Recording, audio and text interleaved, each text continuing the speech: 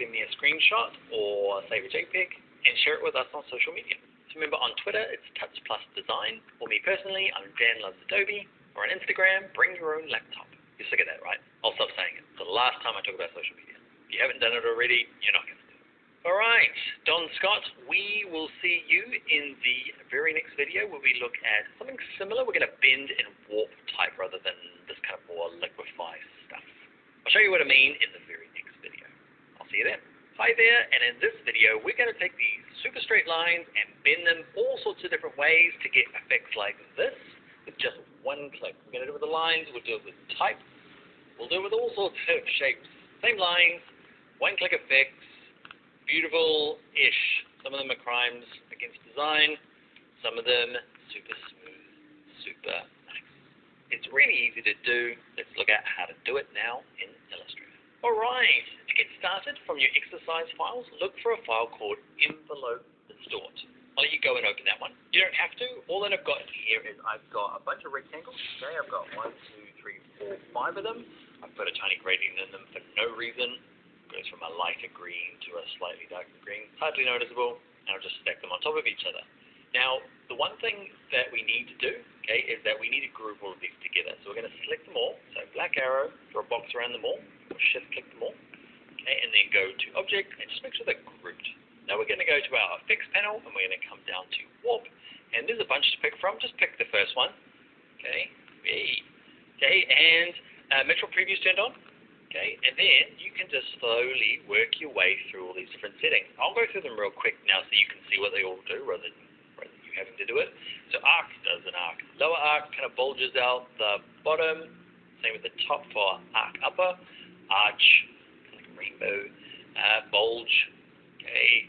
Shell, I'm not going to read them out, you can see them. Shell upper, I'm going to read them out. Flag, love. Wave, not so loved. Fish, never find it useful, but really want to.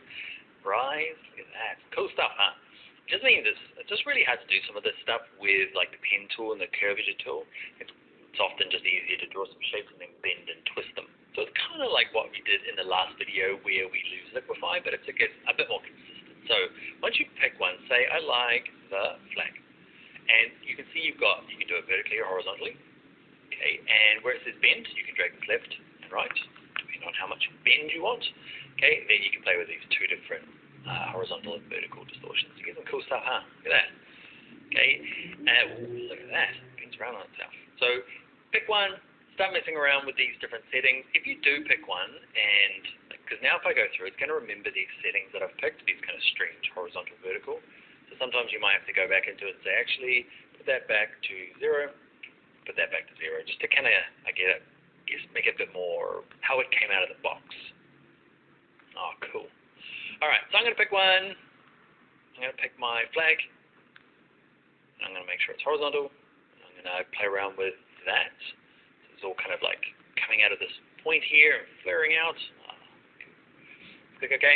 Because I want to show you a couple of things. One is you've done it, and you're like, actually, I want to change that now. So I click on it. It's kind of weird, right? Because it's like the liquefy tool we did earlier, you can't undo that thing. Once you've done it, and you've saved the document, it's done forever. Whereas this, you can kind of still see my rectangles across there. It's this kind of like active effect. What's cool about that is that you can go and change it. So in my appearance panel over here, you can see warp flag is applied. Click on it and go, actually, clients come back and say, like it, can we lower it down a bit? And you're like, sure, easy. Can I go and change it? Yep, warp, pick flag, back to my lovely fish.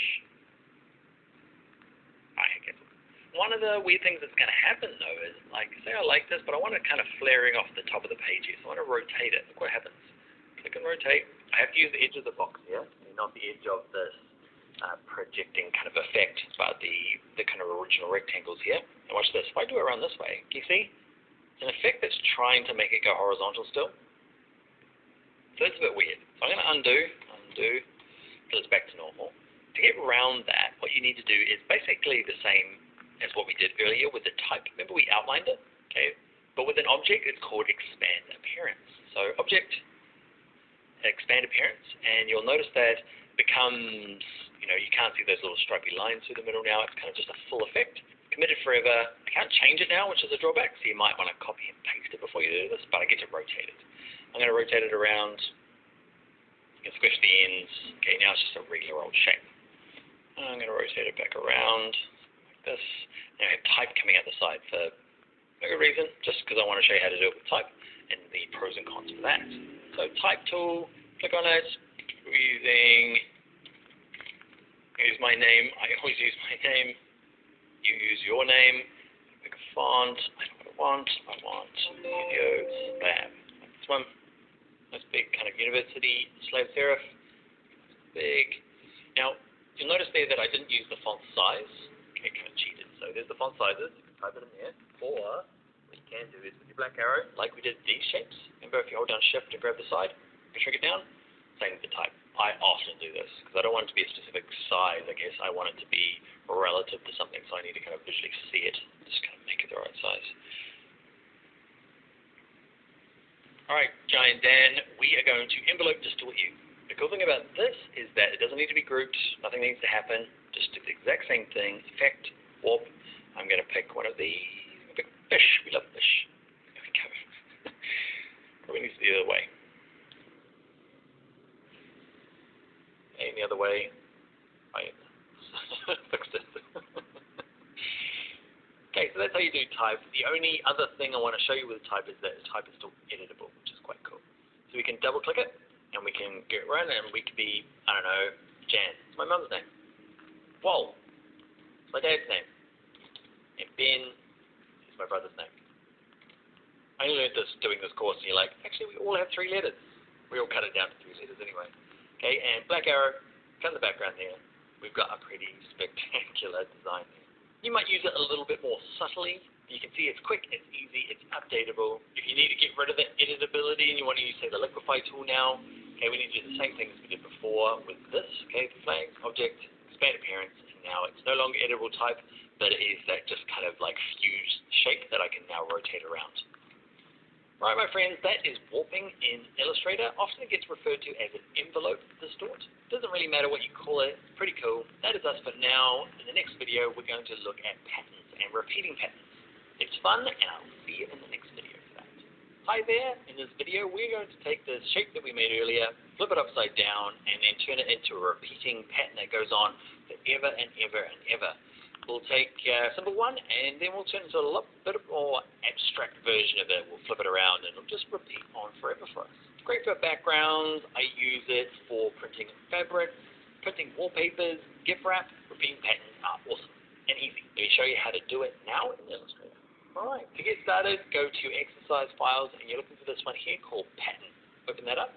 Again, you can use this file here. It's just something we drew earlier. You can use your example, or just hand draw anything. You could use our penguin, or the sea creature you made. Now, to make a repeating pattern, if we just want it to be the M, we just leave it as is.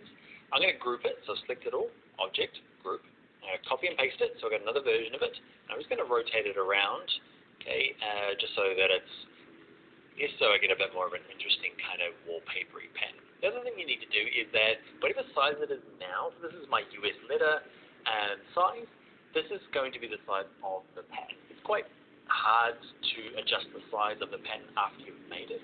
So if this is the size you want it, leave it that, but I want it to be a kind of a small pattern. Okay, so I'm holding, selecting them both, holding down Shift, shrinking them down. I've got them there. So I'm going to select them both.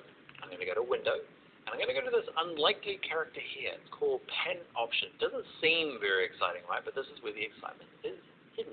So Window, Pattern Options, this opens up. Another big problem is like, hey, here's the pattern options. Nothing works. You're going to click this little hamburger menu here, click on him, you're going to make pattern, and life comes. Good. Don't worry about this. Said it's added to the swatches panel. We'll talk about that in a second. Click OK. And that, you can kind of see, I'm going to zoom in a little bit now, okay, is my pattern. It's already kind of cool. Imagine that in the, say it's our brand for our logo. Imagine this getting turned into wallpaper that is like in the reception lobby boardroom thing. Cool. A couple of things that I like to do is, you've probably got this on, dimmed copies. It dims the ones, like, so those are my 2 originals, and these are the repeats out here. You can't retouch them, and it dims them for some reason. Let's turn them off, so I want to give it the full look. And show the edge. I don't really need the edge either. I want to see what the pattern looks like. How many copies? So it's going 5 by 5. I want to go up big. What's the biggest? Go 5 by 7. 9 by 9. Okay, just so it kind of spreads out a bit further. It's just a preview. It will actually continue on forever. Okay, but just in this like little preview world, it'll just show you 9 by 9. So what else can you do? The grid is interesting, but not exactly what we want, right? Go to where it says tile type and start playing around with these options. This is where it gets quite cool. Brick by row, brick by column, same. Brick by hex by column, hex by row. Oh, that's kind of cool. Once you do find one, you have got some adjustments. You can play around with this. So my one's 0.7 by 0.2. I'm going to go 1 by 0.3. Don't worry too much about what these measurements are. It's kind of a bit of an experimentation. Maybe 1 by 1. Nope. 0.5 by 0.5. Oh, it's overlapping. It's doing some cool stuff. Okay, I'm messing about now and it's not looking so good. Overlap, you can decide on how these guys overlap. If they do get in really small, so watch this. If I go 0.2, can you see they're overlapping now? And I can tell it who goes on top. So you know, you kind of see the background there. You on top, who's on top? Oh, it's me. Name our pattern. This one's going to be the M Company. Did we even name this thing? I don't think we did. It was just our brand that we kind of fake made. Momentum. The Momentum Agency. I'm going to go back to grids. Play around with this a little bit. I'll get the editor fast forward while I mess about.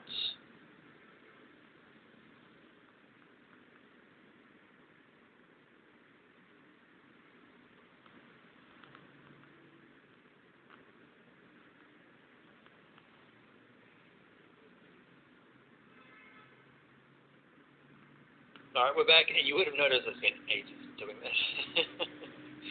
That's okay. So what happens now? You're like, okay, I've done it, I like it, what do we do? This is the really weird thing about this tool. You're like, great, where's the button?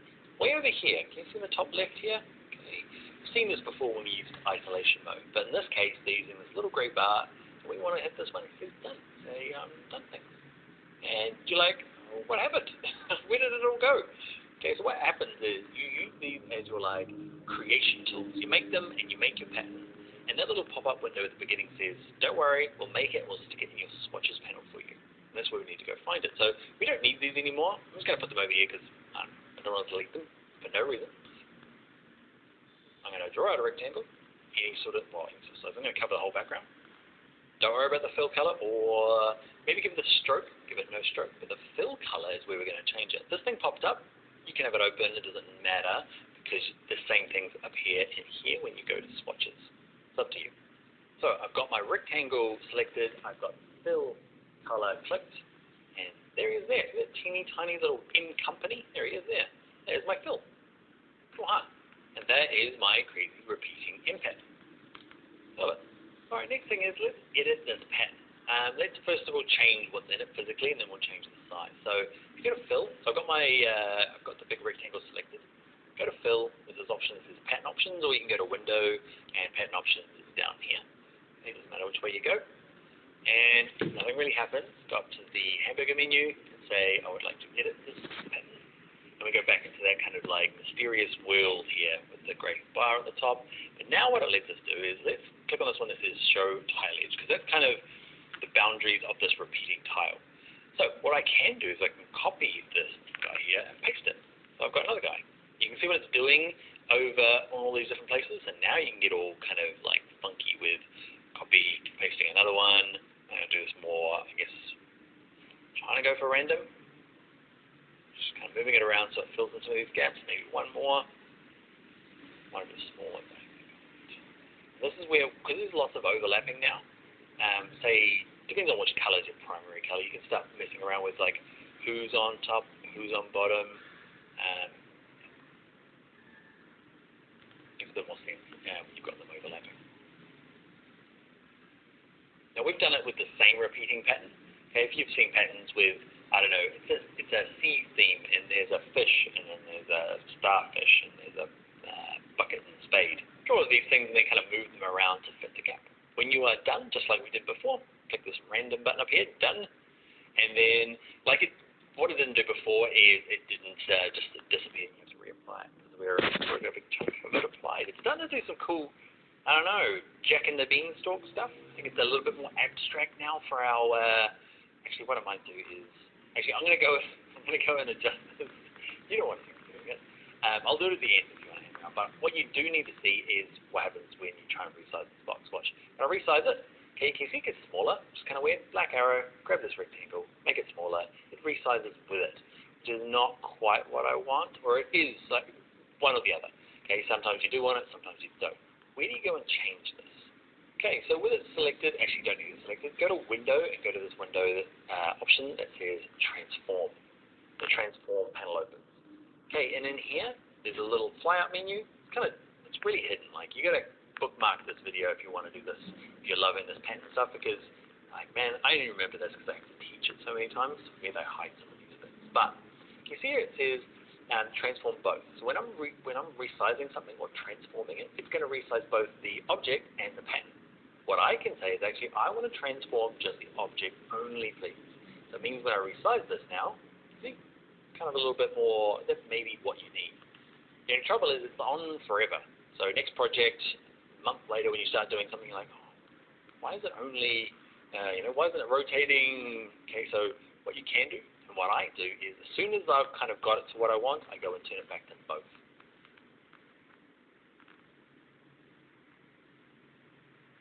Now I get to resize and kind of get it to a smaller size, turn it back to object only, and I can resize this up. And it will keep repeating forever. Now a couple of things before I get into playing with my pattern is I am going to, like, say I've got a new document. Okay, I'm just going to use all the defaults, click OK, and you'll notice over here in my grab a rectangle, fill it, go to here, and you're like, where'd it go? It was there, it's gone. Okay, we've got this tasty treat. It's one of the default ones from Illustrator. Okay, and what you can do to get it from this document to this one, okay, is that in this first document, click that, just grab this rectangle. Oh, I'm already have this. Copy it. And click in here, and what you can go by yourself. Just paste it anywhere. You can even delete it. You don't need it anymore. Okay, but that whole just brings. I can tell the lady to go by for you. Into the swatches of that document. Give me money. Now there is a long-winded way of going and saving out swatches and loading them back in again. So you can save out swatches using this ASE format and then open that library and bring it back in. It's just a really long way. All you need to do is just copy and paste it from a document that already had it. Anyway, one last thing, I keep saying one last thing, is something called spoon flower. Let's jump to that. Alright, so this is spoon flower, and basically it's a fabric printing business. They do all sorts of stuff, but mainly fabric. So I think you yours design is your better, pattern so in Illustrator. I'm not going to explain exactly how they upload it. You can read it. 20,000. Is that how it works? You go through this process. Yes. So basically, you just upload your design, select the fabric, and they'll print it on any sorts of fabric, or actually. Bon, một tí mà.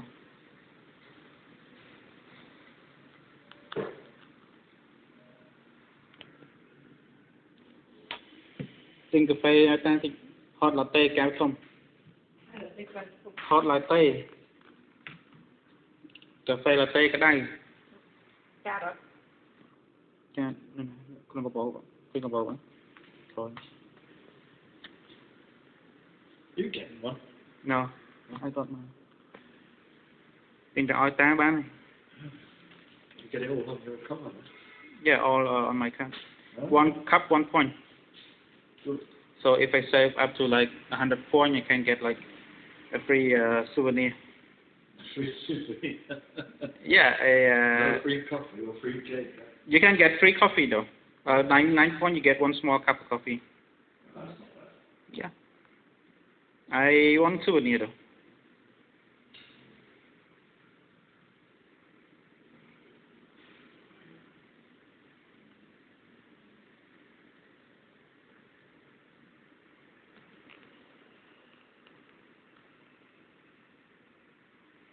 She bring to your room, no problem. Okay, so I'm just going down here for a bit. Mm-hmm. Printed onto actual things like pillows and stuff pre-made. But what I do is I just get it printed onto actual fabric. Okay, you can pick your fabric. Say here, and so upload your design, choose the product, print your order. You can see here there's some basic cotton, all sorts of cool fabrics that it comes out on. Okay, all sorts of cool stuff. What I did when I originally got started with them is they've got a swatch pick, sample pack.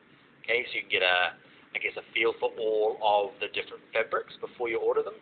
Okay, and you print it, and they print really small runs, which is quite cool. They print by the meter or by the yard. It just turns up, and you can start selling it. I mainly get things like wallpapers done for businesses, or wrapping paper for maybe corporate gifts or your own personal gifts. Anyway, that is Spoonflower. And that is going to be us for doing this amazing pattern making. I am now going to close this down and mess about with my pattern to try and make it less like a beanstalk. But if you hit me up on social media with the things you create, take a little snapshot. I'd love to see what you've done. After you've done that, I will see you in the next video where we vectorize an image. We turn it into like a cool vector, hand-drawn illustration. Then click on the button. All right, I'll see you over there. Hi there, this image we're going to create kind of a vector poster effect. We're going to take regular old images like this guy, I'll zoom out a bit, and turn them into cool stuff like that. Same with this, took an image, made it kind of like a 3-color screen print style, and then we did this handsome man into a bit of a stencil. Then we made it white and it gets all creepy. No matter what you want to do, it's all pretty easy. Illustrator does all the hard work. Let me show you how to do it now. Alright, to get started, just create a blank document, okay, any old size, and let's go to File and Place an Image. File, Place. New exercise files, grab the one called Live. I'm trying to learn how to use Illustrator. Oh. It's same like Photoshop, but better. It's, for making stickers and stuff, logo. Simple stuff, just don't know how to navigate around. Trace. Click Place. Now it's really easiest to click, hold, and drag this out so it fits within your page.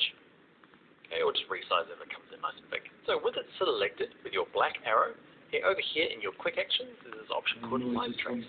Kick back, relax, get ready. Actually, click it and pick one of these. Let's click 3 colors.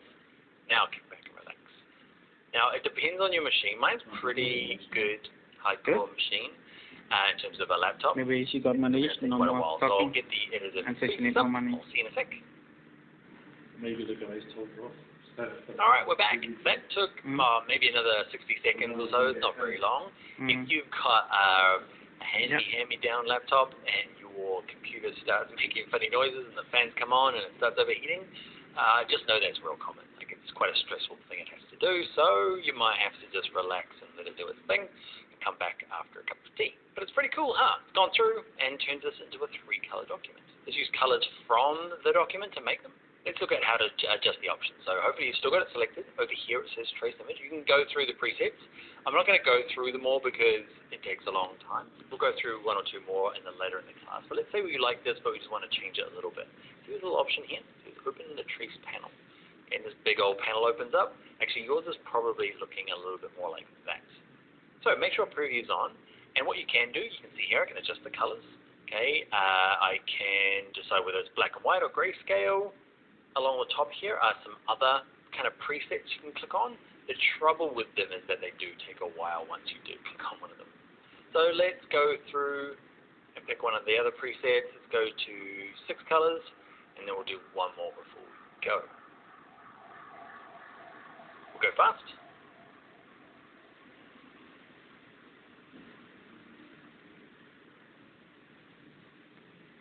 Alright, so now pick 6 colors. Quite cool. I love it. There's some really cool stuff around here. Blank looks awesome. Okay, so a couple of things I want to show you before you go off and start practicing with all of these, because there's going to be a time where you're like, actually I want to because it's what happens with live trace, it's this effect that's always kind of running, and it can really stress your machine out when you try to adjust things. If I rescale it down now, it's going to freak out. Okay, so what we need to do, kind of like what we did with, remember the envelope distort where we had just straight lines? Okay, there were rectangles, and we had to eventually go to object and go to expand appearance. There's a similar sort of process for this. The trouble is that you can't have all these presets anymore, so that's the kind of trade-off. Let's close this down. With it selected, it's the word expand over here. Click on expand. Some more initial pixel clustering. Wait for that to finish. Alright, so it hasn't made a blue outline just because it's selected. So click off in the background, and nothing really changed, except now what I can do is, remember black arrow moves everything around in one big go. Okay, move it slowly. And let's go to the white arrow, click off in the background, and now we can say, click on a shirt once, then drag it over. Huh? White arrow moves a little bit. Yeah, whenever you have the money already. I've got one. Okay. We need to go together. Mm-hmm. Wanna go this afternoon? Not this afternoon.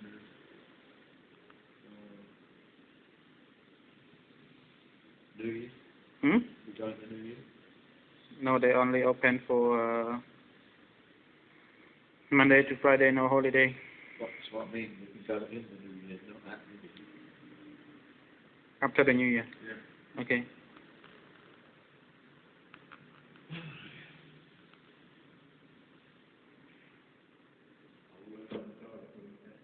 Pieces, and I can delete it or put it back. Grab this chunk and check this out. Wow. What you also might do is, let's say we've got this kind of accent color in the shirt. If you click on one of them, say you want to change all the blue, you'd be there for a long time, right? So what you can do is just click on one of them, the white arrow. If it's not working, just click on the background first, then back on it. Then go up to select. I would like Illustrator to select everything that has the same fill color. Cool, huh? And that's a cool little trick. And we'll go through the whole document and find that color. Now I can go to my fill and I can say you are now pink. Pick from the background. It's a nice quick way for doing that. Now we've done it for this live trace, but that select same color I use quite a bit through Illustrator when I'm doing maybe a design, maybe it's a website design or something like that. And you're like, I want to change this color, but it's been used throughout your huge design. Okay, so do live trace, get it how you want, and then click expand. Then use your white arrow to mess about with it. One last thing I want to show you is it's really cool to kind of do a stencil with this. We've done a kind of a full color image. What I'm going to do is I'm just going to pull the machine. Struggling with this, just because there's so many paths in here, those anchor points, if I select it all with the white arrow, kind of has a seizure. Look at it. Doesn't even want to select it because there's just so many anchor points that make up this image that it's going to look cool, but it's going to stress your machine out a bit. We'll fast forward this. Alright, we're back. So many dots to select. Even clicking off brings up the bouncing ball of doom. Alright, we're back. So we're going to bring in another image. Once the ball gone.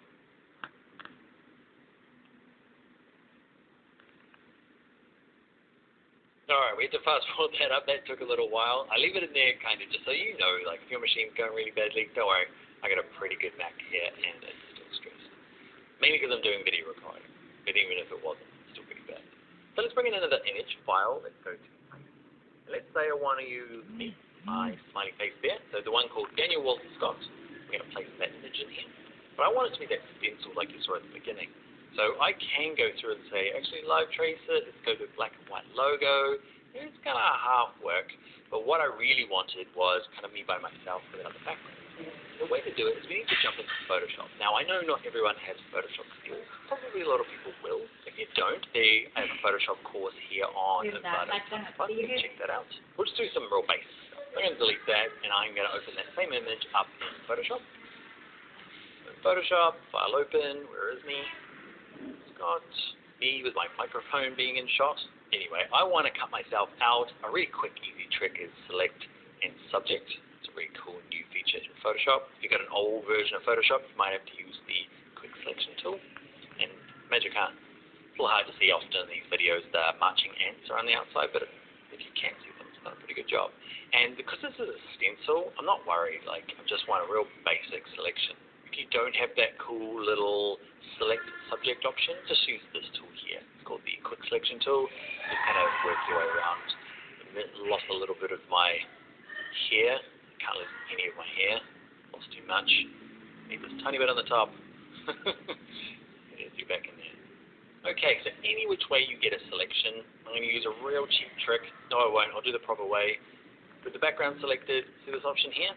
Make a mask. It's this little square with a circle in it.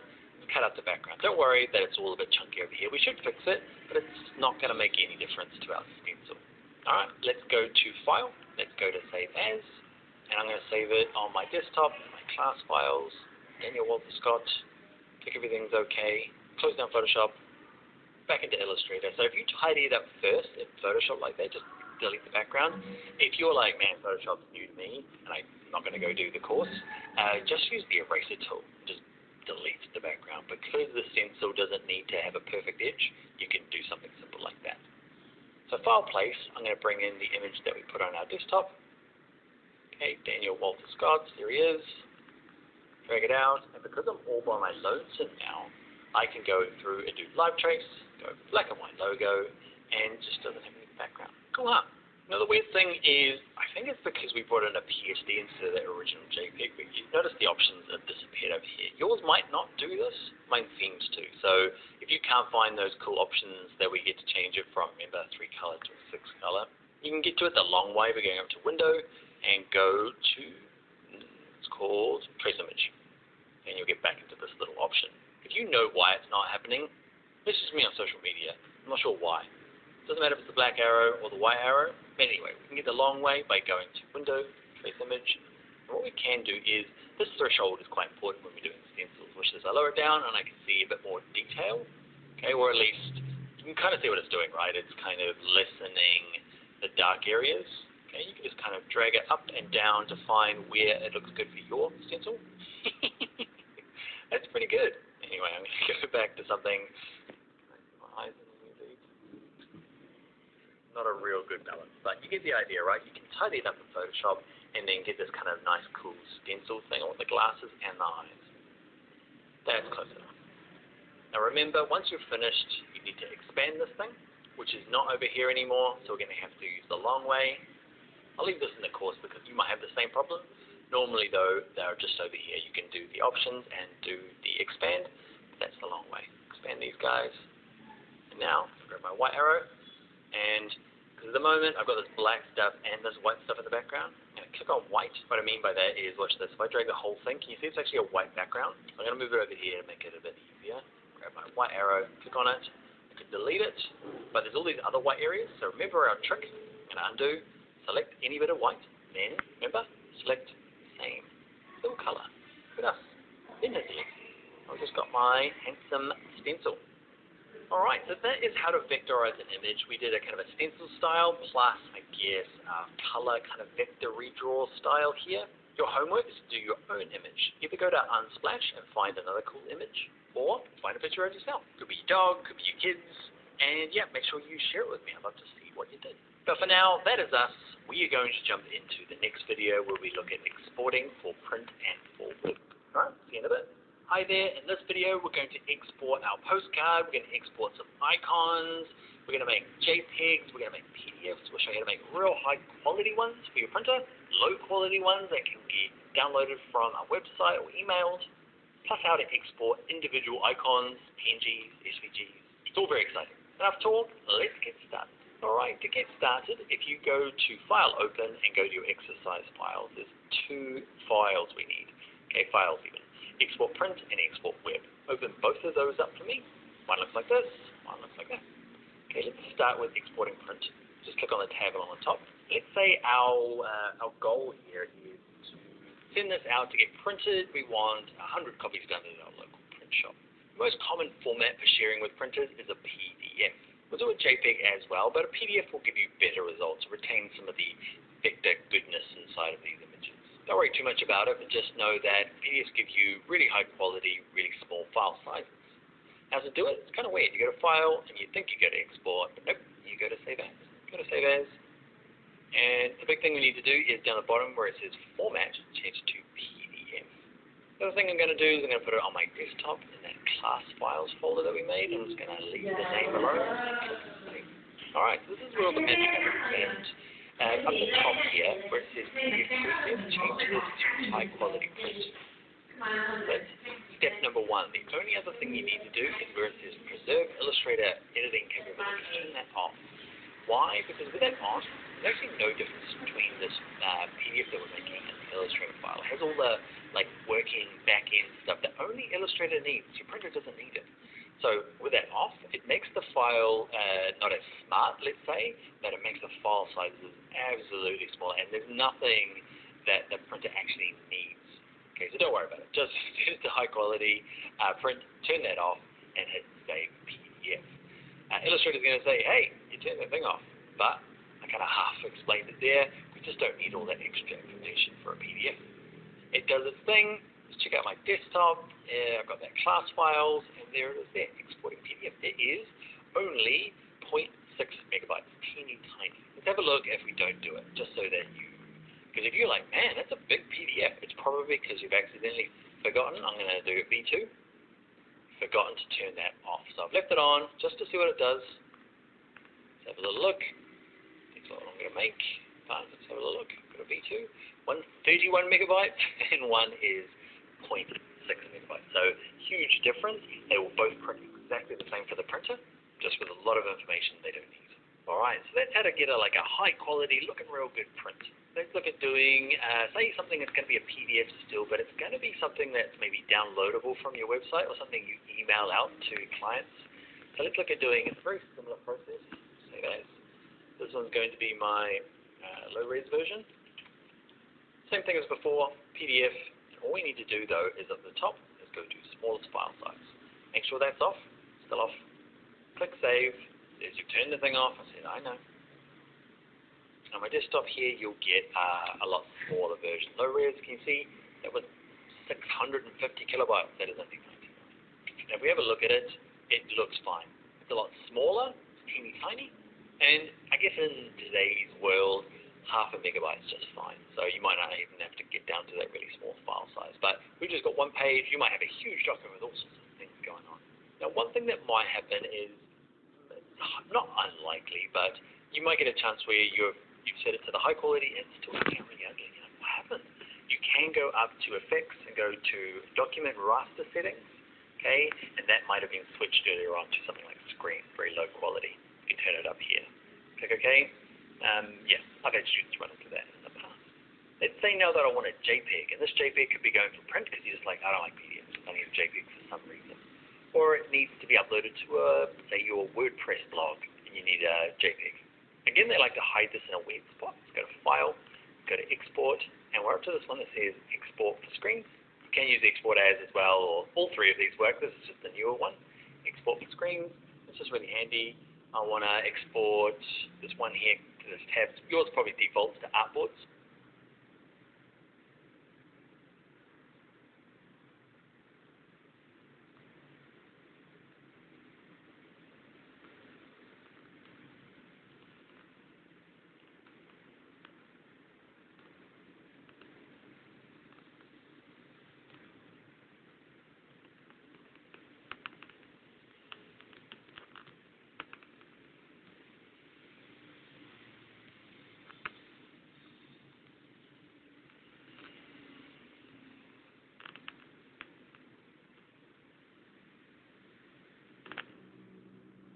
Want to export this artboard. We don't want it to go, and click this little browse button and stick it on my desktop. And same file. Choose what kind of format do I want it to be. Okay, in this case JPEG is probably going to work perfect. We'll do PNGs when we look at web in a minute. But basically this little quality slider here, try 100. And what you're looking for, that's like as good as it can get. You might have to lower it down if the file size is getting too big. But JPEG 100 is going to look nice. You might actually just add a scale. And instead of scale, we're actually going to turn it back to 1 and actually just say, I want a JPEG that's 50 as well. So it's going to give me two options when it exports, and I can compare the two just to see the file size versus the quality. Alright, let's click Export Upboard. Hopefully now I've got Upboard 1 and Upboard 1 minus 50. That means it's just the half quality one. And you can see the size is about half. And let's look at the two resolutions. 1, 2, 2, 1, 2. Hard to see the difference, so either of those work for me. Let's look at doing something slightly different. So PDF's best, JPEGs are fine, but let's say I want to export like lots of individual parts like this. I don't want this to be a full white document with these guys in the middle.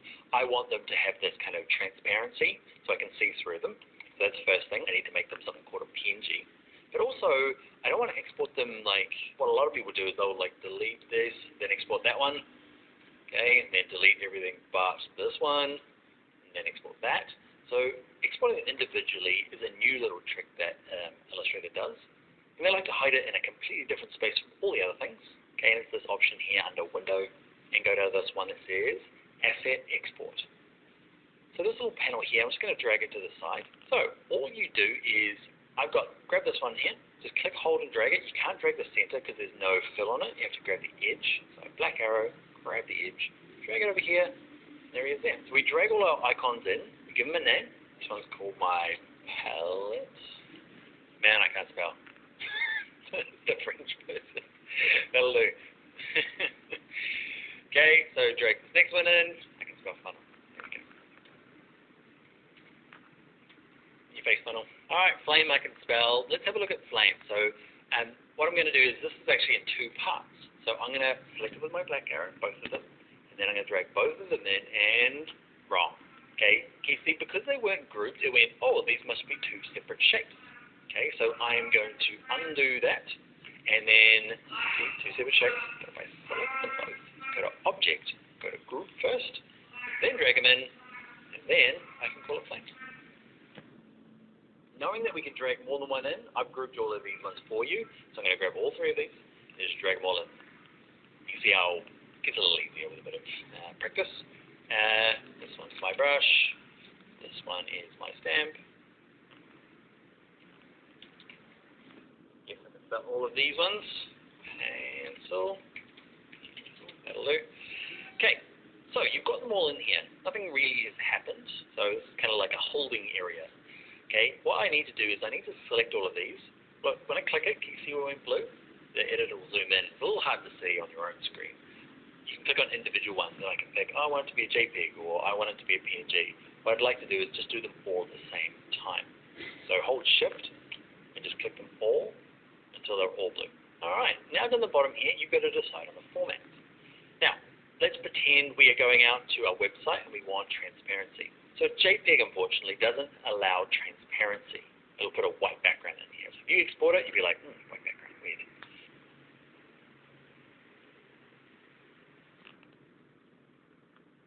So you need to be this PNG. That will give you your kind of transparent background.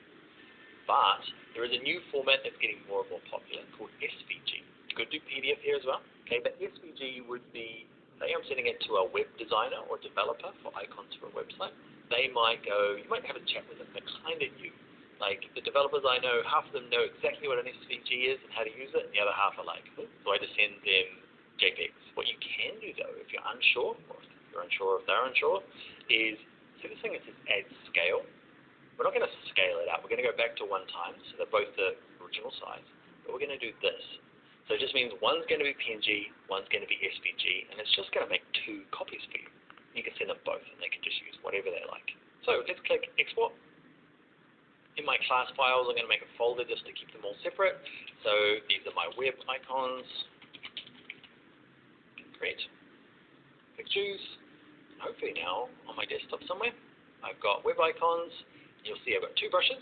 One's a PNG, one's an SVG. And if you're like, what is an SVG? It's basically a vector graphic. Not everyone knows what a vector graphic. Go check out a video here on Envato Touch Plus about vector versus bitmap. It'll explain it with a lot more detail. But a PNG is a certain size, and if I scale this bigger, it's going to get all yucky and distorted. But an SVG, if I scale it up, you see it can scale up to the size of a mountain or a teeny tiny size, and it's still very, very small, a lot smaller than the PNG. So that's getting used more and more around the world. SVG is scalable vector graphic. PNG is, I have no idea, it's some sort of group. Photography network group. And the cool thing about it is you can see you've got all these icons now all ready to go. It gets even better when you start updating them. Watch this. If I go through now and I change the stroke color of this one to pink, can you see it changed over here? And I hit export. Actually, I'll just do them all. Let's do them all. Click through all of them. Click on stroke. They're all pink. You see the updated here. Export. Oh, man. Cool, huh? Think of all the time you can save. They all should be updated. Next with the groups, give them a name, learn how to spell. And that, my friends, is how to export for both print and for web using Adobe Illustrator. Alright, I will see you in the next video where we say goodbye.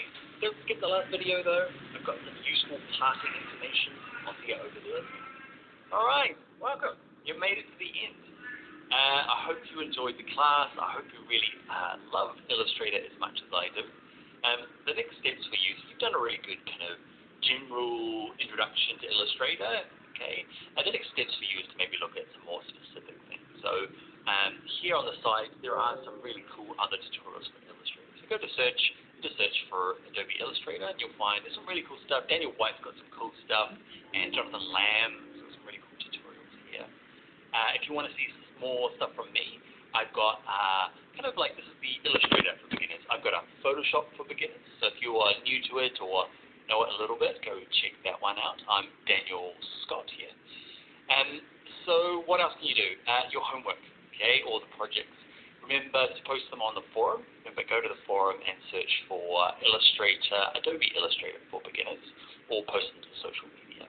Remember, on Twitter, there's 2 accounts to tag. There is Tuts Plus Design, and also Dan Loves Adobe, my personal one. Okay, both of us. Also on Instagram, I am Bring Your Own Laptop. Yeah, that's the end. I never know what to do with these end parts, because I like to just keep talking until I run out of things to talk about, and we get to that awkward bit where I just stare at the camera for a while. I'll wave though. Right there. Bye now. Hope to see you another. Photoshop for beginner. Photoshop for beginner.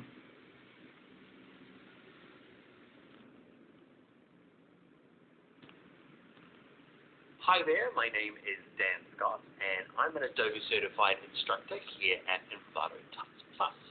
And together, me and you are going to learn everything you need to know to get started with Adobe Photoshop. Now, this course is for absolute beginners. There is no need to have any previous Photoshop knowledge or any photography or design knowledge for that matter. Okay, we're going to start right at the beginning and work our way through step by step. Now, we're not going to go through every single tool and every one of its features. What we're going to do is we're going to work through real-world practical examples in Photoshop. Then we'll learn the tools and features necessary to make it a really amazing image. We'll start by getting the most out of our photographs, correcting the light and the color, also how to change the colors completely in Photoshop. We'll spend some time with text, showing you how to distort it along with all of its effects. I'll share some amazing cropping and resizing tricks, as well as exciting ways to transform and distort images so we can fake mock-ups like this. I'll show you all my special retouching tricks, cleaning up small imperfections, as well as removing larger parts from images. Before the end of this course, you'll be able to make simple masks like this, but you'll also have the skills for super tricky masks like this out of focus here. There's lots more as well, like mastering layers, knowing the best practices for exporting images and sharing them. So it's just a really good foundation for getting started with Photoshop. I set some exercises through the course so that you can practice the skills while you're learning. So if you've never opened up Photoshop, or you've opened it and you've struggled with it, follow me and I will show you the best ways to make beautiful images in Adobe Photoshop. Alright, it is time to get started. Now, the first thing you can do is you can download the source files. The source files are just the files that we use throughout the course, so you can download those and play along. You can also, there are projects that get set during the course, okay? Not homework, or super exciting things to do together. Okay, but if you want to share those with us, okay, there is a forum post to use. So go to the forum and search for Adobe Photoshop for Beginners. Also, you can share on social media. Twitter, we are Tuts Plus Design, or Dan Loves Adobe, okay, or on Instagram, it's Bring Your Own Laptop. Okay, so share what you get up to. Next thing we need to do is we need to reset our workspace. We'll jump into the computer now, and yeah, we'll do that now. Alright, so first thing we need to do is let's just get our screens all looking the same so you can follow along easily. So first, just go up to Window, down here to Workspaces. And it doesn't really matter what yours is set to. Let's change it to Essentials. Okay, so what we're also going to do is we're going to reset Essentials. So back up to Window, Workspaces, and just click this one that says Reset Essentials. And that's just going to get yours looking like mine, so yeah, it's a little easier to follow along. Alright, so boring stuff over, exciting stuff. Next video, let's start looking at layers in Photoshop. Hi there, in this video we're going to look at layers. We're going to do some adjustments to this image, all on different layers, so we can see the different effects and really just get to understanding how layers work. Alright, let's get started in this video. Okay, so first thing to do is let's go up to File and let's go to Open. Now, from the file that you've downloaded, okay, open up 01 Layers. Okay, this image comes to us free from Milos Tronchensky. I practiced that. Let's open them up. Thanks, Miles. So the first thing we need to do is make sure you can see a layers panel. Mine's over here. If you can't see it, go to Window, just make sure the tick is on layers. What we might do is see this libraries panel here. We're going to look at him later in the course, but he takes up quite a lot of screen real estate. Now, my screen's quite big. Yours is probably not. When I'm working on my laptop, so these little double chevrons, I always go through and just close this down, okay, just to give yourself a little bit more room. Okay, so down here in my layers panel, I've got one layer. By default, when you're opening up a JPEG, you'll get given the word background and it'll be locked, okay? What we want to do is right-click the background, okay, and go to this one that says duplicate layer. We're going to give it a name. We're going to call ours auto tone, okay, and that's the first of the automatic features. We're going to click OK. Now, it hasn't changed anything. I've just got two layers sitting on top of each other, okay? I've got auto tone and auto background. Now, with the auto tone layer selected, okay, it's kind of this light gray, or in earlier versions of Photoshop, it's kind of a blue color.